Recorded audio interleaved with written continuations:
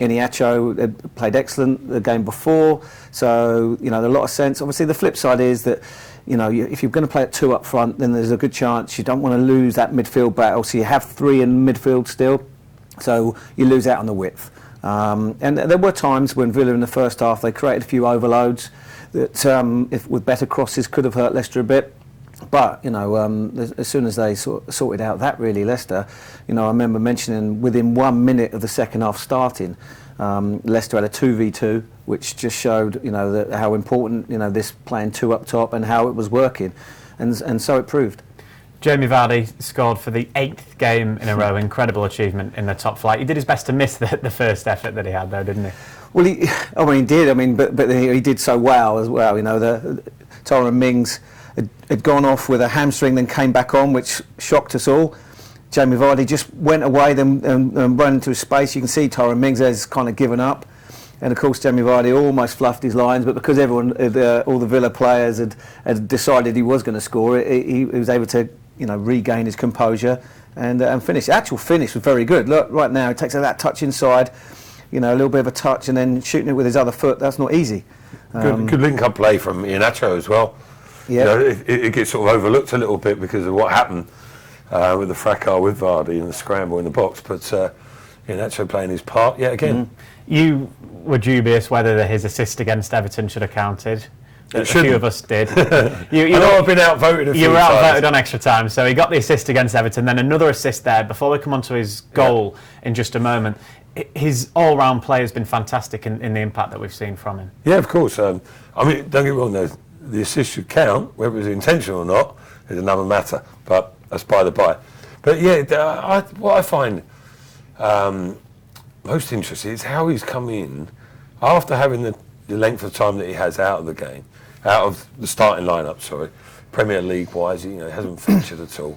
And he comes in and he plays in terms of sharpness, never mind the ability, but strength and fitness, certainly up to a point. It looks like he's played the whole season. And another goal as well, Steve. A fantastic finish as well, wasn't it? I think it just goes to show that these guys, Matt's, I agree with him. He's been out for a long time.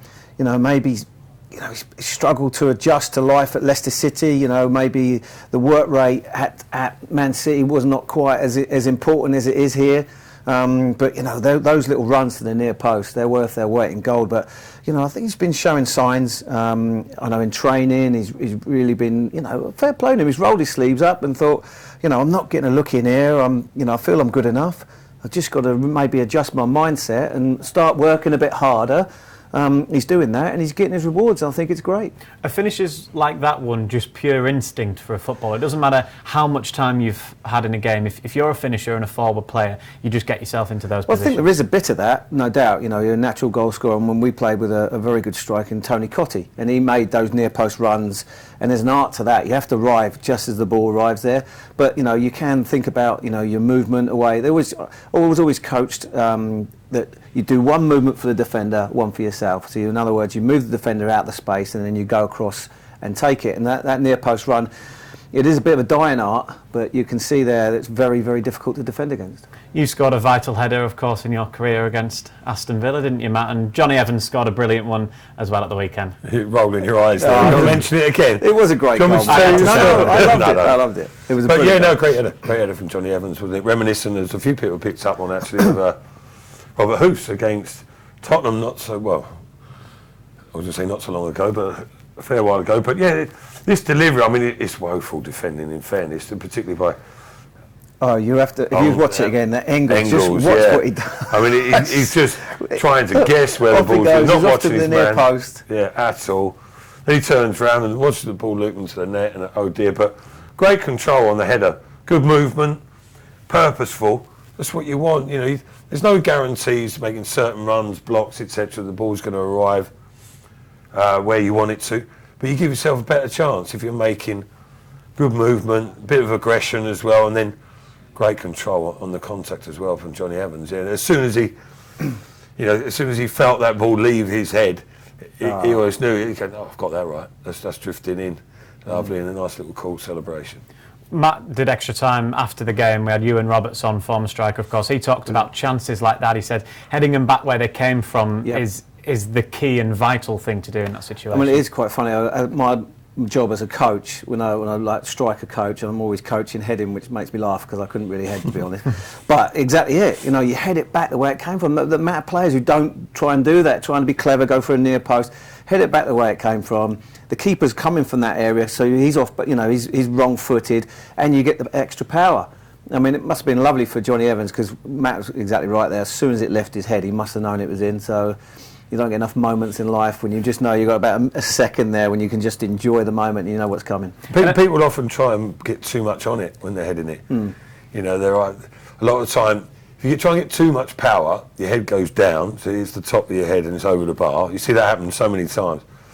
And also, if you're in different situations, if you're coming across, use the pace of the ball. You don't have to, you know, crane your neck too much or whatever. It's about using the pace of the ball. Alan Court used to tell us that. Yeah. He was as good a finisher as you'll see.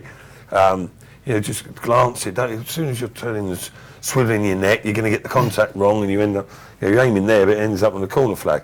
So there is an art to it, and Johnny Evans has executed that perfectly. One quick word as well on the delivery, Steve. Obviously you did a lot of work with wide players and crossing. Fantastic ball from James Maddison, and it's something that they've worked on, that ball to the back post. No, absolutely. I mean, you can see that the way they set it up, he knew he was going to the far post. It is a bit of a bugbear of mine, you know, don't get me wrong, I used to take corners, and sure enough I would have hit the near post at times, but you know, when you look at it, the ball stood still, no one's closing you down, you get a run up.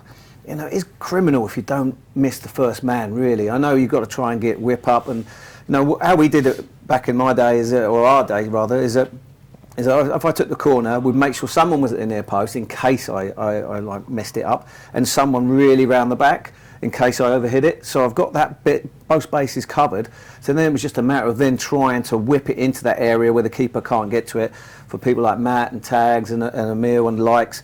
So they give you the confidence, and you can see with Maddison, I know early on, I mean, his deliveries all game and all season, in fairness, have been outstanding. But you know, it does help. You know, but you should be able to beat the first man, you know, on a regular basis. And just finally, then, Matt, the final goal, Jamie Vardy's second, wrapped the game up, didn't it? Put a bit of gloss on it. I mean, Leicester could have had more, but Jamie Vardy, there was no doubt when he was through on goal that he was scoring that goal. No, exactly. I mean, he had made a bit of a mess of a couple of others in the first half. He could have had a hatful on his own, but yeah, good defensive work by Ricardo initially. Just a little bit of a clump into an area, and Pratt picks up the loose ball. But again, you know, I thought he did well. His all-round game was excellent. Simple clip over the top. Defender Target, I think it was a left back, wasn't it? He was stranded with Vardy there. There's only one outcome, isn't there? For some reason, you felt more confident in that one than he did in one or two others in the first half, where normally he would have finished. I think he's probably disciplined himself a bit there, Jamie, and gone, right, listen, I've messed up a couple, it's not happening again. But it was nonchalant, it was so easy, wasn't it? He's almost showing the keeper exactly where he's going to put it, but the finish was precise enough, and Heaton couldn't do anything about it. Cue even more celebrations. It was a great away end as well, Steve, wasn't it? Another great day for Leicester City as well this season. They keep on coming, eh? It's not bad being a Leicester supporter at the moment, is it? No, just to highlight what Matt said about Jamie Vardy. I mean, it just shows how difficult it is to play against this Leicester side. You know, you've got the two up top, so if you sit in, they can pass you to death. But then Villa, when they get there, you know, Leicester got their nose in front, Villa then had to come up. And of course, you know what happens when you push up against Leicester. You got Jamie Vardy over the top, and that goal was exactly that. I think it was two passes, one out from the back, and then Pratt got hold of the ball, and it was just an easy lift over the top, and there's Jamie Vardy. So, really, really difficult to deal with this Leicester team right now, and obviously fantastic news for the fans. Yeah, fantastic times. 9 in a row in all competitions. They're hoping to make it 10 in a row in all competitions in that game with Norwich at the weekend, which we'll look at next here on Matchday -2.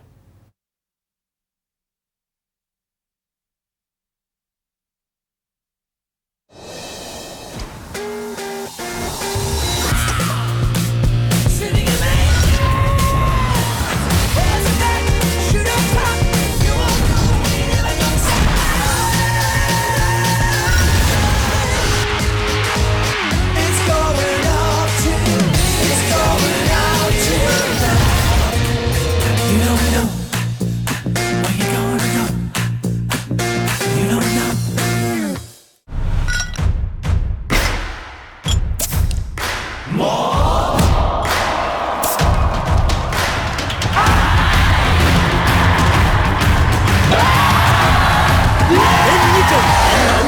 Beat Saigon.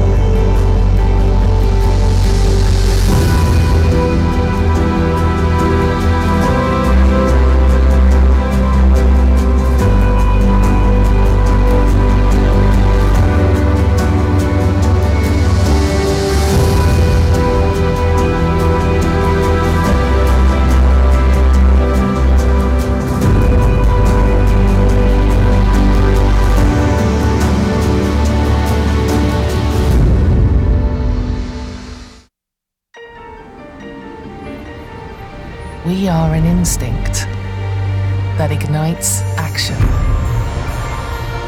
We are a journey, taking one step more.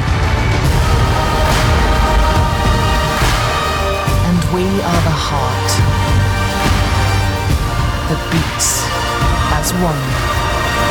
We are proud to be more. De Montfort University, Leicester.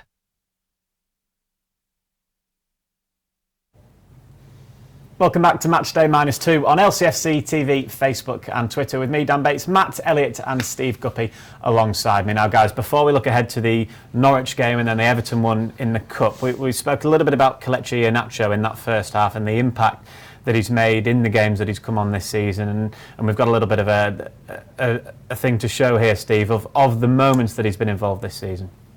Yeah, you have to say he's picked up the baton, hasn't he? You know, he's had a bit of a rough time since he came to Leicester. Probably not. You know, it's never easy when you leave somewhere like Man City and then go to Leicester, and obviously you've got Jamie Vardy as someone you're rivaling. And not only have you got to try and match his goals, you've got to match his work rate. And I think it was a struggle. But here you're seeing in these clips there, you know, I think everyone always figured he's got great skill, and there's something that he maybe has improved as well. His hold-up play. You know, so it's there. It was just the work rate, really, that I think the fans especially were hoping to see. He's bringing that now, and there you go. There's that great assist map. There it is. And you'll see. Still haven't changed my mind. but you know, the skill's there. But he looks like someone who's enjoying his football, and maybe he hasn't done that since he's been here. And it just makes a big difference. And full credit to Brendan Rodgers for, you know, getting the best out of him and making him, you know, enjoy himself and bring his confidence back. It's nice to see. How important, Matt, is confidence for a player, particularly a forward player? Yeah, I think even more so than most in that position. And with Kelechi probably more than most individuals, really. It gives that impression that, you know, confidence is a massive factor in how he performs. You get that feeling throughout his career, really, you know, even though he's relatively tender age still. But at Manchester City, his confidence must have fluctuated there because mixed fortunes, but then you can console yourself with the quality of players you're playing up against, really. But must have been a little bit frustrating, and he probably could be forgiven for having the mentality of coming to Leicester and thinking, right, I'm going to be, despite Jamie Vardy, you know, being the player he is, you'd think he might be thinking, right, 25 million they're paying for me, I'm going to find a way to get into this team. Not necessarily at the expense of Vardy. But that hasn't materialised, and then looks like his confidence has been ebbing away, doesn't it? But somehow he's turned it round, and I have to say, I'm just only making an assumption here, but I think Brendan Rodgers would probably have to take a bit of credit for that, because, you know, Iheanacho, it didn't look good for him, did it? But he's obviously part of the group, and, you know, been included, and he's got his reward with a couple of good performances as well as the Carabao Cup. appearances too. Yeah, he's immensely popular in the dressing room, Steve, and he's scored 4 in 4 in the games he's played this season. Scored in every single game he's played in. I mean, you can listen. At the end of the day, I think centre forward is the hardest position on the pitch. So there's so many things you've got to do in the game, but the number one priority is to score goals. And 4 and 4, he's certainly doing that. But I go back to what I said. I think once his work rate improved, he's got quite a strange running style. It doesn't look like running comes that easy to him. But he's still a young man, isn't he? So he's getting it done. He's upped his energy levels. His hold-up play's improved, and the goals are now coming. And he's he looks like he is enjoying it. And long may that continue. On to the team now, Matt. Obviously, these wins have put Leicester in a fantastic position in the league at the moment. I think we'll see the table in just a moment's time. But each time there's a win, and you see other teams drop points as well. Leicester are living not in a dreamland at the moment, but it is absolutely fantastic at the moment, isn't it? Yeah, it is. And at this moment in time, I think a lot of people probably have a similar view. I'm always looking at that gap that you're mentioning there about the teams below, really. At the moment, I think... Well, six ahead of third. Well, it'd be 9 wonderful. ahead of I'm not thinking of Liverpool there. I mean, 8. But let's see how the next couple of games go, and then Boxing Day. Then you might have something to talk about. But for now, it's that gap between second and, the gap to fifth, really, isn't it? 14 points. Now, something drastic is going to have to occur. However well Manchester United play, do you see Leicester dropping that many points? And, you have to say, with a reasonable amount of confidence, no. The way they've performed, because they're not there by chance.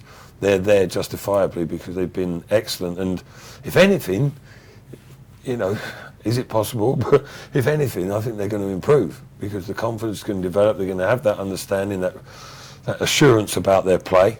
They're adding strings to their bow as they go along with different formations, different players being used. And, it does look exceptionally good for a European tour, doesn't it? I don't mind saying that at this moment in time because... you can sometimes be accused of getting carried away and looking too far too soon, but the way they're playing is highly impressive, isn't it?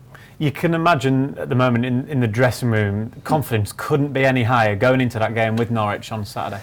No, of course. Obviously, Premier League, there's always a potential banana skin around every corner. Norwich will have players capable, Pookie up front. But, let's say, the way they... have seen off teams recently, Well, like Villa, isn't it? Exactly. Yeah. I thought Villa would be the toughest out of... Not that they were particularly impressive. I was disappointed with Villa, by the way. They were very poor on the day, but Leicester made them poor. But, sorry, jumping in, Guppy. I'm just thinking, I thought that was going to be a hard game. Villa Park, localish rivalry and all that. Bit of an atmosphere. It was swatting them away, didn't they? Sorry, don't get in our way. We've got business to attend to. And it was so convincing. And... you have to say again, without being presumptuous, you fancy a similar outcome this weekend. Well, you can never... Football has a habit of biting you, Of course, yeah. But, I have to agree with Matt. They don't rest on their laurels. No. And I think they... they have like you say, they have a set way of where they're going to play. They've already been working on how they're going to approach the Norwich game. And sometimes that can take away the pressures of how they're doing in the league, what we've got to win this, blah, blah. Just concentrate on the job in hand. This is what we're going to do. We're going to, I'm guessing, real high press. Norwich are going to try and play a bit of football, which I think Leicester will go, that's fine, you come and do that. If they manage to play through the lines, then they're great chances. But if Leicester manage to, do the high press, win the ball in Norwich's half on a regular basis, then they will certainly create chances. And they yet to lose Leicester City here at King Power Stadium this season. The atmosphere appears to be getting better and better and better for each game that's here as well. Well, it's one of the hottest tickets in town, isn't it? It's very difficult to get a Leicester City ticket at the moment.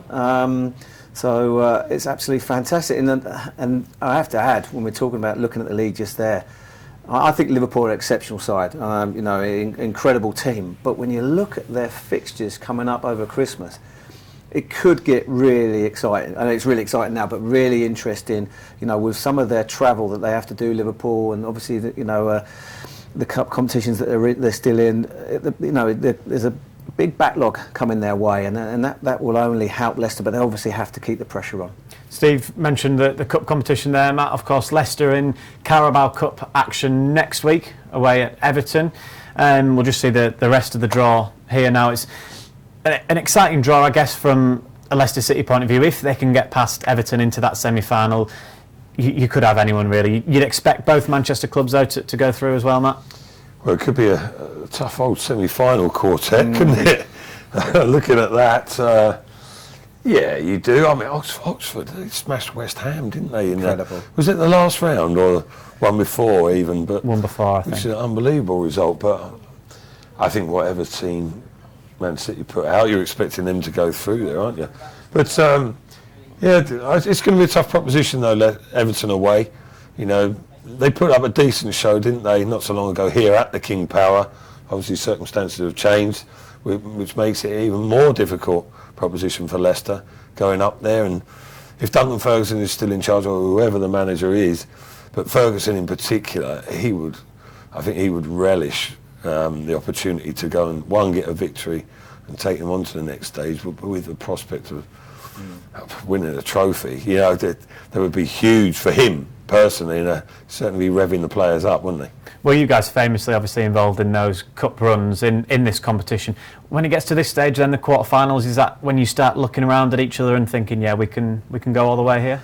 Of course. I mean, I think that's a tough draw for Leicester, I have to say. Everton away, you know, with things that have happened recently, but we can worry about that when it comes around, I guess. But it has been frustrating. I get frustrated with some teams where they put out the reserve sides in these competitions. I really struggle to get my head around that, because there's only 2 major cup competitions in this country, you know. And the rewards are just great, not just for the players, but for the club, the supporters.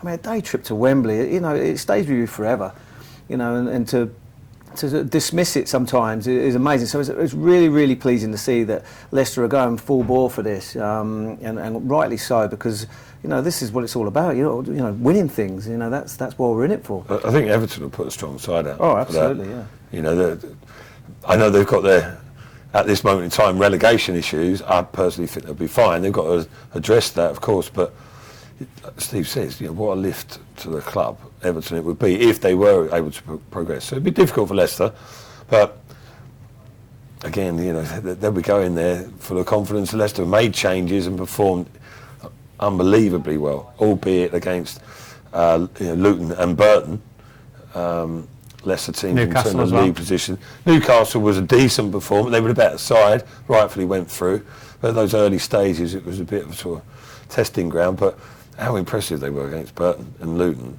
you know, with not a second string, but you know, a lot of changes. Again, it shows the depth of the squad, and whoever he puts out there, I still fancy him, whether it's at Goodison Park or not. I mean, they made changes, mate. I understand that, but the squad is so powerful and so exactly. So you knew that they're still respecting the competition, because you know the people that are coming in, you know, they're just waiting on their chance. It's not like you're bringing in some untried and tested kids in there. They're really going for the last 2 rounds, well, all 3 rounds, did it? At least 9 of the starting team, you know, a case could be made for them to be starting the next game in the Premier League. Yeah, very exciting times. You can, of course, listen to that game with Everton next week. But before that, we've got loads coming up on LCFC TV and LCFC Radio. The under-23s are in action. They're away at Blackburn Rovers tomorrow evening on LCFC TV. The coverage starts at 6:45. On Saturday, of course, it's the Norwich game here at King Power Stadium. You can listen to all that on LCFC Radio. The coverage starts at 12 for that one. And then Matt Elliott is back for extra time in the LCFC Radio studio to assess that game with the Canaries. But before we do, we've got to ask you the obvious question that we always ask at the end of the show, Steve, which is a prediction ahead of the game. A scoreline prediction, please. Ooh, I'm going to go 2-0 Leicester. 2-0 to Leicester? Mm-hmm. All right, I'm trying to keep a lid on it. 4-0. Well, let's really hope that doesn't come back to bite you then. No, there's every chance, but you know, I'm not normally one for getting ahead of yourself, but it could have been 6 or 7 last weekend, and I think Leicester capable of really steamrolling Norwich, but we shall see, won't we? Well, fingers crossed that you're both right then. That's all we've got time for here on Matchday -2 on LCFC TV. If you come into King Power Stadium on Saturday, then have a fantastic day.